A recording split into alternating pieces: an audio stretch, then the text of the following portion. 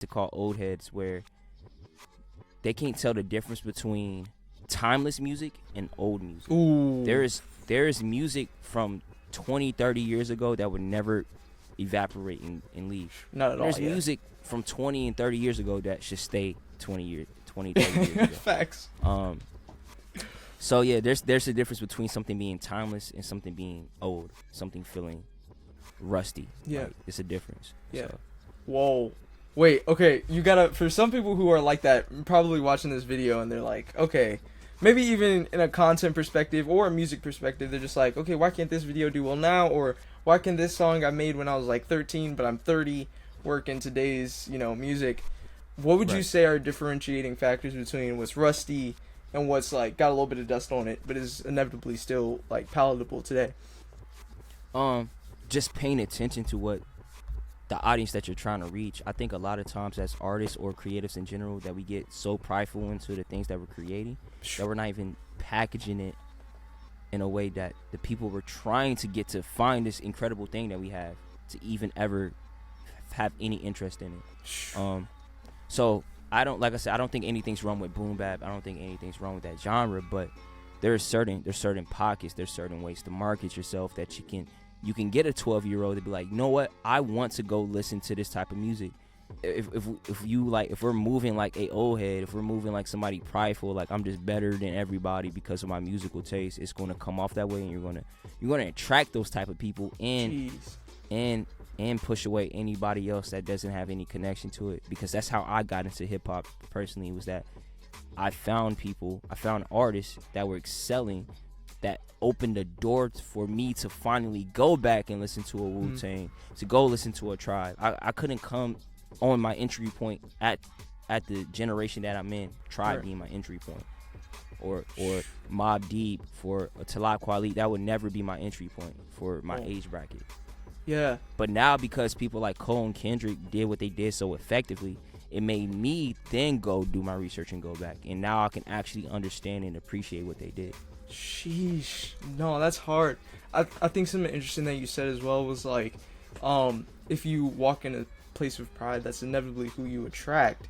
So it's like, in a way, you may not intentionally be trying to push people away, but if you aren't, your fans are. So then it's like, you have like this cult-like following, and everybody's so tight-knit, I'm kind of intimidated to even listen to your music or engage with your art. So if you're not the one pushing people away, then your fans are the people pushing people away from your art, which is something I've never heard before, which is a very interesting thing. It kind of reminds me of the NF situation where everybody's like, his fans are so aggressive, like, we just want to talk about NF. Like, but dude, no, that's really hard. But in contrast to Kill Battz, you have Life, which I found pretty interesting, that you would have like a track titled Kill Battz before and then talk about Life after. But other than the names, it seems like even the content is kind of contrasting as well, where it's like, in Kill Battz, you're saying people are going to want to kill you for what you're saying, but in Life, you're almost saying life's so hard, it's kind of like it's killing you already. Where you say, I've been grieving and such. So is Life about, persevering through the hard times in life and not letting it break you? Or what would you say Life is about? Yeah, man, Life specifically, man, it's exactly what you just said in the first half. So there's a beat switch halfway throughout the song. In the first half, I sound down. I was speaking about how these things are pulling me down. Even a hook that I wrote for Aaron was, life keeps changing, life keeps going, light gets heavy, I really can't hold it. Dude. Light moves fast, I really can't focus. Is life worth this? I really don't know it. Yeah. And I feel like we've all been in those situations and positions where we felt that way before. And it's just the contrast for that first part to the second part to going into like, God really gave me this life. He ain't hand me the rights. Ooh. I'm going to live for this day because he has a plan for me. You know what I'm saying? Yeah. So that's really the purpose of it. Like, despite these things that is happening in all of our lives that's trying to pull us down and the thoughts that go through our head, at the end of the day, it's not our lives to give up. Yeah. So. Facts. Yeah. Dang, bro. That's so good, dude. That's really good. Something else you mentioned in Life that stood out to me. It reminded me of the Yeshua freestyle. In Life, you say, they shoot, they shot, and they duck. And in, Yeshua freestyle, you said something along the lines of, they be looking for the drums when they really need a flat. As I'm sure, like, the listeners and watchers are aware, there's some parts of life that we can't control. So, how did gang violence, or even just violence in general, affect the way you grew up and affect the way you make music today? Right. So I grew up around a part of Nashville that was recently gentrified, but like I went to the same school still as everybody else went to. It wasn't like I just went into this like nice neighborhood and I got to dodge those things. Like we came from a nice neighborhood and then the street over they shoot us type of scenario. Like bro, I'm not even exaggerating. There's like a mansion like right there. That's wild, bro. And then like down the street, somebody just got robbed down the street. Like it was very weird dynamic, and it confused me as a kid. Like I didn't understand what was going on. I thought it was normal.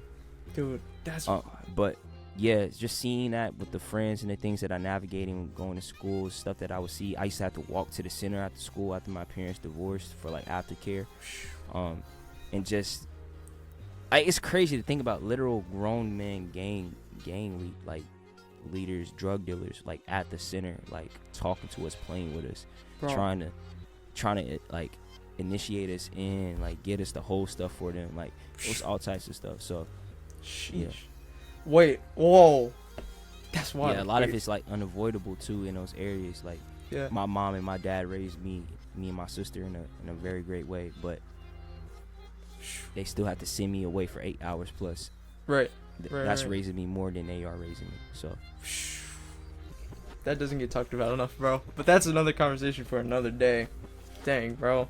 But something that hit me really hard when you were just talking, bro, is the parallels between not to go back to it, but what you were saying about like the labels trying to like initiate you and kind of get your attention, and then being younger and then even having similar discussions with different groups, obviously, but kind of in the same way. So it's like almost like you've been prepared for where you are now your whole life, bro. That's crazy. Yeah, that's I think that's a good thing that you just said. Like I've been pressured and people have tried to force me to do a lot of things, and I had to consistently say no in the midst of it. Like I've never smoked before. Like just being around, that's all I'm around at school and stuff, and navigating all my friends, that's all they do. It's just that developing that demeanor, and it's sometimes I have to fake it until it becomes something I want to do, because in reality I wanted to smoke with them. In reality I want to sign, bro. I want to sign. I don't want to go to work. I don't want to go to work. Like, man. I don't want to record in my basement. Like you know what I mean? Right. Like in reality, I really do want to be a part of that system, but I had to stand on something, because I have to look at the future, what it's going to be, rather than how I feel now. So, dude, yeah, golly, bro, that's powerful too, because I think many of your listeners, many of the people that follow you can attest to the fact that what you're doing, bro, is far beyond like a deal right now. Like it's far beyond like a piece of paper and like maybe $1 million deal or more.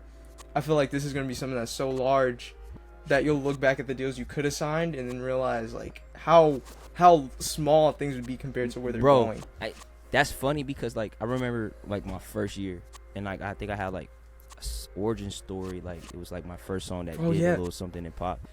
I got hit up by this I'm not going to disclose their name, but like this small label, and they offered me like $5,000 to sign. And I remember at that time I was like, bro, $5,000? Oh my god, bro, you know how much I could do with that right now? Like, dude, I was dang, I might do that. Bro, you know how stupid that would have been? Like, dude, I've like quadrupled that off music from a year. You know what I'm saying? Dang. Like, I'm not gonna say quadruple. That was gassing. Yo, no. Like I tripled. It's gonna happen. Triple that in a singular year, and I'm not even like, yeah, man. These people are offering money, and the stuff sounds incredibly good. It sounds great connections, but where I'm at now, looking back at these things, I'm like, man, thank you, I didn't do that. So, yo, man, God is good, bro. That's crazy. All right, warning to anybody who just got that deal, got a similar deal. Please don't sign it. don't sign it at all. Nah, for real, bro. That's crazy. That's actually wild. They didn't know Lecrae would know your name. They didn't know Ty Brasel, No Big Deal. The Goats would know your name. Too late now, small label. All right, okay, let me stop. I gotta calm down. before I don't know. I don't know who they are. They might hit me up next. I'm sorry. I'm kidding. Bro. But something else you said in life that I feel like ties in perfectly to Did You Know?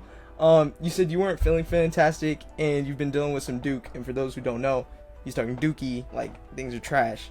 But also in Did You Know, you said you were dealing with heart complications and you specified that they were murmurs.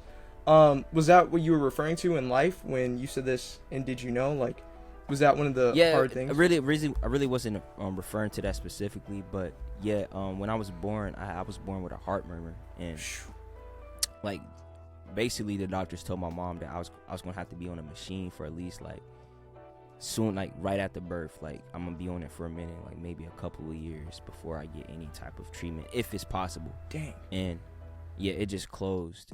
They were confused. They had no understanding of why it happened, the doctors or anything.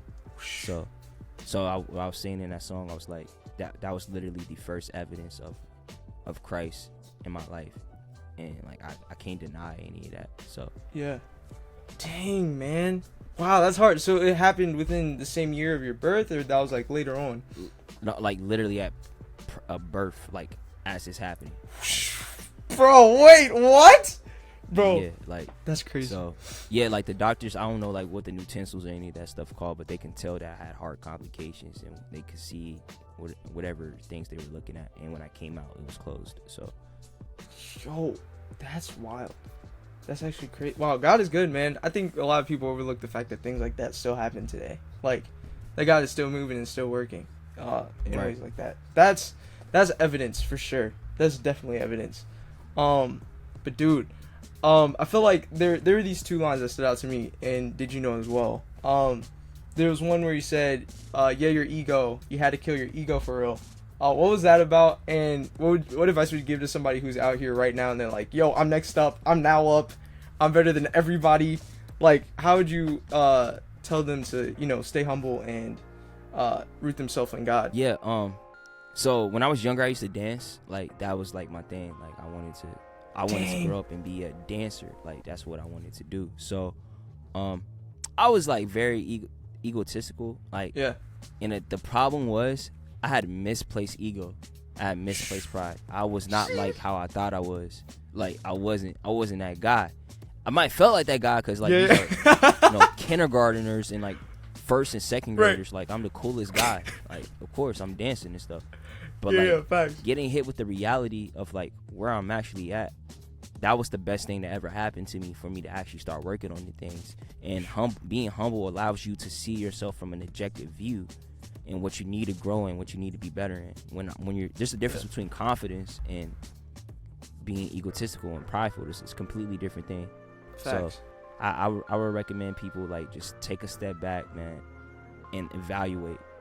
Is this stuff lining up for how I see it in my head? Bro, so. Wow, that's hard, bro. It's funny. It's very funny you said that. I had a similar experience in elementary school. I used to like be heavy into dance. Like, I went through a heavy dance phase, and like, man, we would have, bro, when I tell you, bro, not Kinjas, it was Jabberwockies at that time, and like Kid of the Great, bro, Kid of the Great is a legend. Okay, bro, that dude is legendary. But I would come to school and we'd have like these indoor recesses, and we used to have like dance battles in the back of class, bro. And when I tell you, I would hit the same moves every time. But I definitely thought I was one of the best in the class, bro. God definitely bumped down my ego for sure. But that was one of my peaks in elementary school. My elementary peak for sure, bro. It was crazy, dude. Hitting the reverse and everything. You couldn't tell me anything. Bro, go to dance move. Funny, go to dance move for real, bro. But speaking of some things we were talking about earlier, in this song you also said they walk up in the room and you see them hate. What has that been like as a newer artist, seeing probably more developed artists like hating on what you're doing, or probably looking down on you, or all those things? Like, how do you process that, or even what is that like? And like, because obviously they're probably not going to be open about like whatever they're feeling inside, but you can tell. So how do you get through that? Yeah. So in my own personal experience, and I think it's a weird dynamic.